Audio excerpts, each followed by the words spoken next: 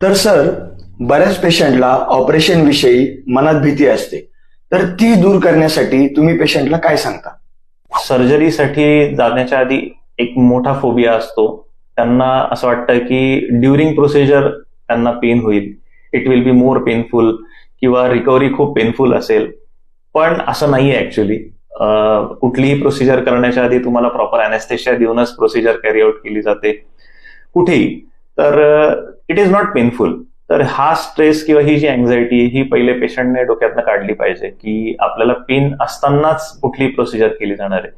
The procedure will be absolutely painless. तुमची recovery सुद्धा आता नवीन गोष्टींमुळे खूप चांगली झालेली आहे. जसं लेझर सर्जरीजमुळे पेशंटला बऱ्यापैकी बेनिफिट्स आहेत की पोस्ट ऑपरेटिव्ह पेन बऱ्यापैकी प्रमाणात कमी झालेलं आहे आणि 4 or 5 डेज मध्ये पेशंट त्याच्या रुटीनला ऑलमोस्ट जॉईन करतोय.